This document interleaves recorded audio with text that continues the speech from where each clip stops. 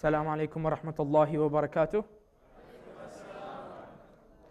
Right, so I'm going to kick off my presentation by asking a very simple question for you guys to just ponder about. What connects a Muslim, a Christian, an atheist, and a Jew? Okay, so some answers might be, their search for a meaning in life. Some people might say, it's their belief in whether God exists or not. But if you ask me, I would tell you that it's their value of ethics, etiquette, and manners. For example, even in everyday society, put religion aside for a moment, regardless of religion. If you're, for example, eating at a restaurant, right, you're expected to uphold, to say thank you, to say please, and you're especially expected to tip, for example. But the one vital difference is that Islam provides the highest value of akhlaq you're ever going to find. And for the highest value of akhlaq, it's also provided the highest role model, Khatamul Anbiya, Rasulullah sallallahu alayhi wa sallam.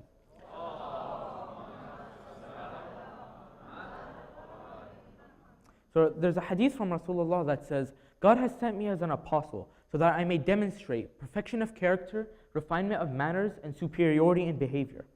Now, we all know the story of Rasulullah ﷺ and the woman who threw trash at him. So the story goes that back in the Prophet's time, there was a woman who was an idol worshiper. And she hated the Holy Prophet because he would always preach Islam, which was against idol worshipping. So she got this idea, let me collect all my trash, go onto my roof, and every day as the Prophet would walk by, she would throw all her trash at him. Of course, remember, this is the Holy Prophet ﷺ, the highest of creation. He always maintained his akhlaq. He always never got mad. So day after day after day, she's always throwing her trash at him. Now, one day she isn't there. So the Prophet walks by and she isn't there to throw trash at him. So he gets worried for her. He goes over to her house and he finds that she's actually sick. So the same woman that was throwing trash at him, he asks her, is there anything I can get you? She asks for some water. And as she's drinking water, he makes a dua to Allah subhanahu wa ta'ala, Ya Allah, please cure this woman of her illness. Now remember, the same woman that was throwing trash at him, he goes to her house every single day and he cooks and cleans for her. Alhamdulillah, after she got better, she converted to Islam. The Holy Prophet didn't bring people to Islam only through the ideologies of Islam, but through his akhlaq as well, like the story of the woman. Now, what is akhlaq? A lot of the time when we think of akhlaq, we always think, oh, okay, akhlaq is someone who, if a woman walks by, his head is down. If a sheikh comes, he stands up. Or he always says salam, he's always happy. Look, I'm going to tell you, that is not akhlaq at all. Akhlaq is a way of living. Akhlaq is in your life every moment, whether it's between you and someone else or whether it's between you and Allah. Akhlaq is supposed to be there every second of your life. It's supposed to be a way of thinking. It's supposed to teach you patience. It's supposed to teach you how to be thankful and thoughtful. Now, I'm going to talk about three things that seem unrelated, but you're actually going to see the connection. First one is going to be mercy. Second, husnul dhan. Third is I'm going to say salat. Now, the picture isn't coming up, but these are three cats, right? So at my house, right, we have a family of cats that live under our house, right? And the thing is, my mom, she always hates this idea. She's always talking about, oh, let's get rid of them, so dirty. I don't like cats, they scare me, they look evil, they're staring at me, right? My uncle's always there, he's always defending them. And he's always the one to get them food. He bought like a 23-pound bag, cat food, and he's always giving them water. So this goes on day after day, and I asked my uncle, what's the big deal? Like, they're just cats, it's not gonna make a difference in my life. I will always remember his answer. I'm paraphrasing what he said. He basically said that if I, as a Muslim, every day in my salat, ask Allah to have mercy on me, and I can't have mercy on these cats, let alone my brothers and sisters, how can I in my salah every day ask Allah for mercy? I mean, parents tell their kids this all the time, Forgive others because one day you're going to ask Allah for forgiveness and He won't forgive you because you can't forgive others. See, the connection between akhlaq and mercy is that a true mu'min, someone who has mercy, mercy will always be in their life, every second of the day. They will always be merciful, whether it's anything from just smiling or whether it's sadaqah, whether they're helping their siblings. See, that's the thing. They're always in their mind, they always have mercy because that's our goal, is to be manifestation of Allah subhanahu wa ta'ala's attributes. Now the second one, let me give you a scenario. You're at the masjid and someone walks by. There's a $20 bill on the floor. The person picks it up and pockets it, and they walk out. Now there are a few things you can think about this person. You can think one, oh my gosh, this person just stole $20, astaghfirullah. Or I can think, okay, maybe it was their money, husn dhan. Or I can go take it one step further. This person found $20 on the floor.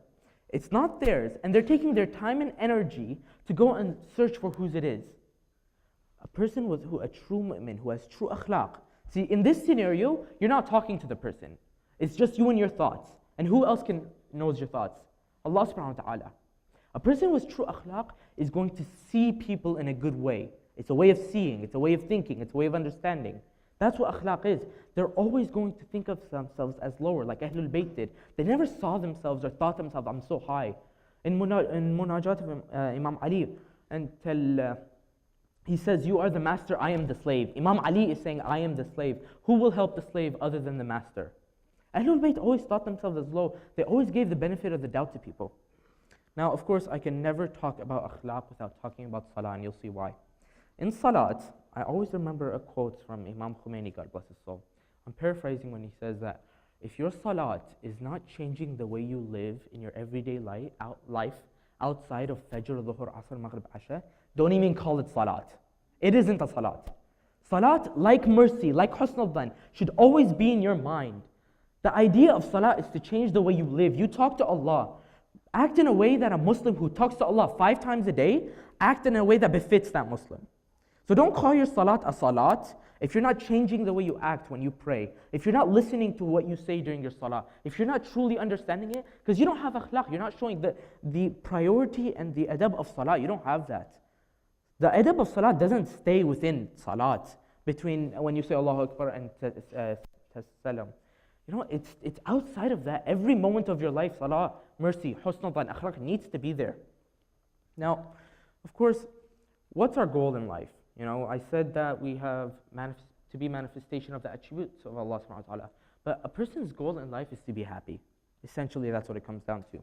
So, but the thing is, true happiness, not like I got an Xbox, oh, I'm happy. No, it's that inner peace that Ahlul Bayt had. The inner peace that, our Imams, 124,000 prophets had, that tranquility, that nafs al-mutma'innah, where no matter what life throws at you, no matter what challenge Allah gives you, I can always go back to my metaphorical chair and drink my chai. I'm always at peace. You know? For example, the struggles of our Ahlul Bayt, Ya Allah. Fatima al-Zahra, after the Holy Prophet said, she had to fight for Fadak. She gave a beautiful sermon. They tried to take away the land of Fadak from her. The Holy Prophet, people hated him. The woman threw garbage at him. Imam Ali, من كنت مولا فهذا علي مولا. What happened? For more than a decade, he could have picked up the sword and taken Khalifat. No, he maintained akhlaq. Fatima al-Zahra maintained akhlaq. The Holy Prophet always maintained akhlaq. Imam Hussein, Ya Allah, he was butchered. He was slaughtered. 72 companions killed in front of him. Abil Fadl al-Abbas killed in a way no one should be killed. What did he do? He did not curse out the army of Yazid. No, he preached to them. He brought them to tears by his kind words. Come to Islam, look what you're doing is wrong. He brought them to tears. He did not curse them out. He maintained his akhlaq when being slaughtered. How did he bring hur to his army? Through his beautiful akhlaq. And that's what our goal, brothers and sisters, is. Because there's a very bad perception of Muslims, and it's not going to be changed by words. See, our goal is to represent like our Ahlul Bayt did, to be manifestations, to represent the manifestations of Allah subhanahu wa ta'ala. And that's what true akhlaq is. To always have the manifestations, to always be merciful, always be kind, always be loving, always be forgiving. To always have that every second in your life. How many of us can say that our salah means something? How many of us can say we're always kind no matter what happens? How many of us can say we're patient no matter what Allah gives us? And that's the thing. This perception that this society has of us, it's not a good perception. The issue here is our words aren't going to help. We need to change like Ahlul Bayt did, like the Holy Prophet did with the woman, like Imam Hussein did with Hur, like Fatima al-Zahra did in her speech. We use our akhlaq.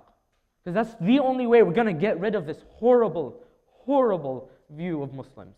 They call us terrorists. They call the Islam violent. Islam is not spread by the sword. But they won't listen. But for example, if you meet a non-Muslim, and they don't know you're Muslim, they should feel that I am at peace when I am at with this person. I'm happy. They make my day. This person just has beautiful, beautiful manners. When they find out you're Muslim, they should be in shock that this is a Muslim? I thought Muslims were terrorists. No, you should change the way people see Islam through your akhlaq, because that's how the Holy Prophet did it. That's how Rasulullah did it. And that's how we're going to do it. Recite salawat.